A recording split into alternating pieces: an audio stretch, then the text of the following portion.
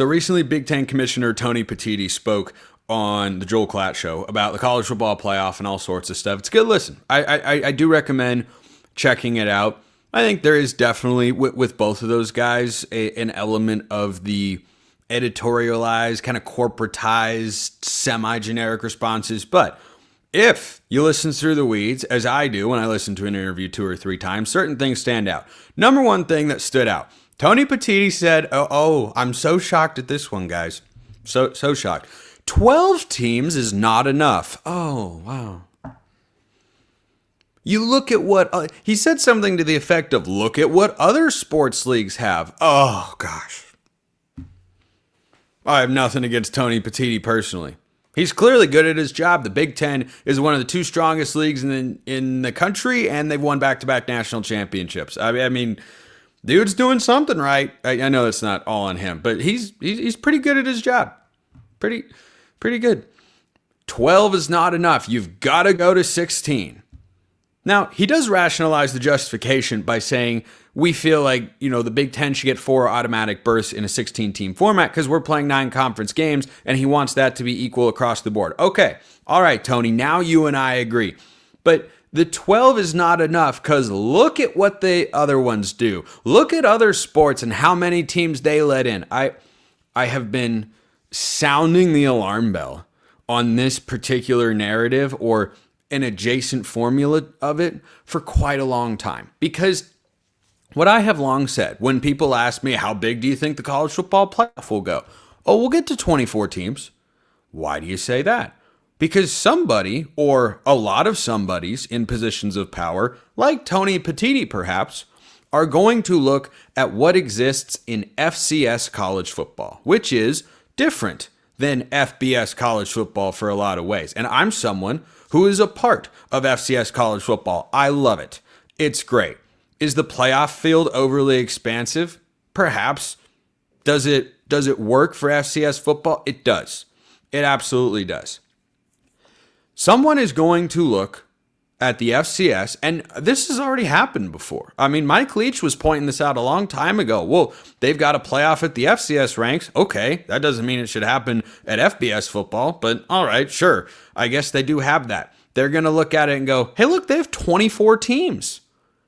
They put 24 teams in the playoff, and we're just going to continue to whittle down the importance and value of the college football regular season, which has long been the strongest component of the whole sport. The urgency week to week is greater in college football than it is in any other sport. There is not one that compares. The closest comparison is the NFL. Let me ask you this.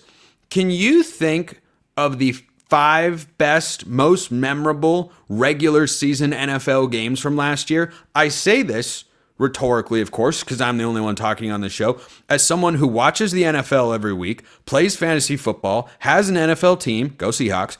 I love the NFL. Do not get me misconstrued.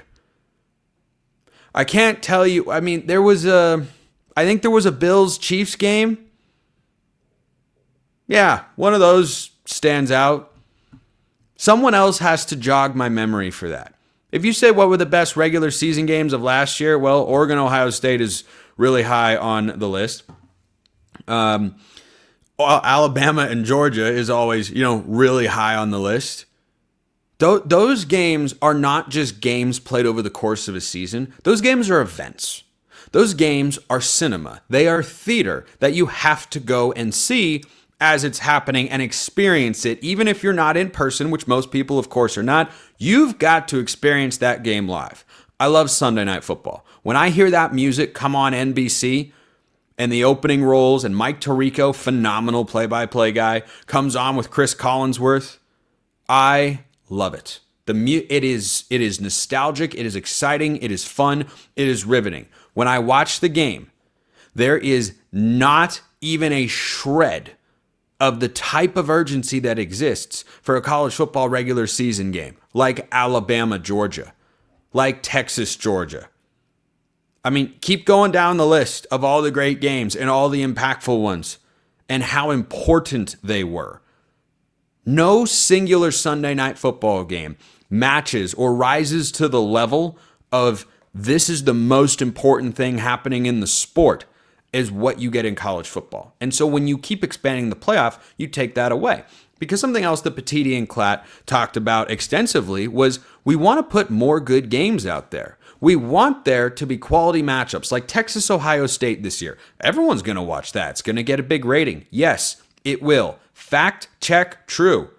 I am on board with that. Here's the problem. If you continue to go out there, as many folks are, to expand the playoff and create automatic qualifiers within the conference instead of what I've lobbied for, if we are going to go to 16 teams, to keep the urgency on the non-conference high-profile matchups and to incentivize them to be played, you go to 5+11 and you put it in the committee's hands. You create the unknown factor, and everyone wants to cover their own rear ends as best they can so that they can allow themselves to be in the best possible position to get selected for the college football playoff. When you have defined criteria, specifically ones rooted in conference play, you can lose a non-conference game and it doesn't matter.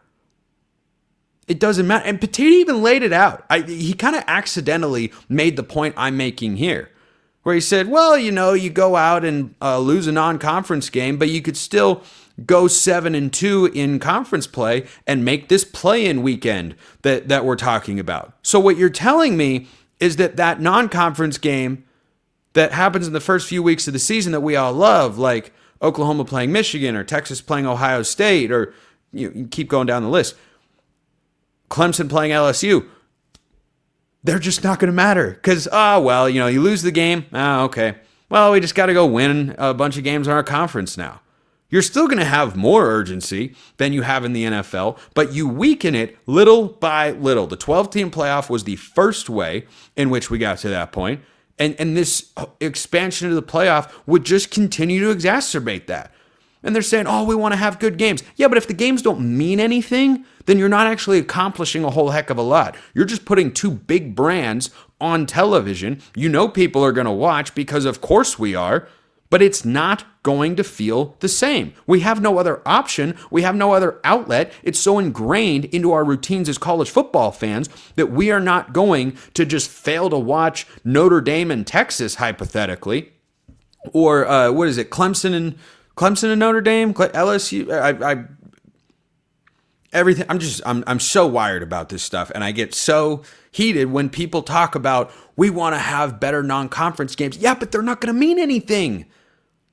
If all you have to do is succeed in your conference slate, what's the incentive for people to get? It would just be a casual, this might affect the seeding one day, but it doesn't actually affect access to the playoff itself. That is where my objection comes in. And all these proposals about 4-4, 2-2, 1-3, 4-4, 2.5, and all this stuff, the defined criteria make it more about the conference games. And yeah, those games are still going to be fun and exciting and meaningful. And you do add it to that. But now the college football season doesn't actually start until the first month comes to a close. It doesn't start until October or the end of September when league play actually begins in earnest. That's when games start to matter. And that is something I really, really want to avoid.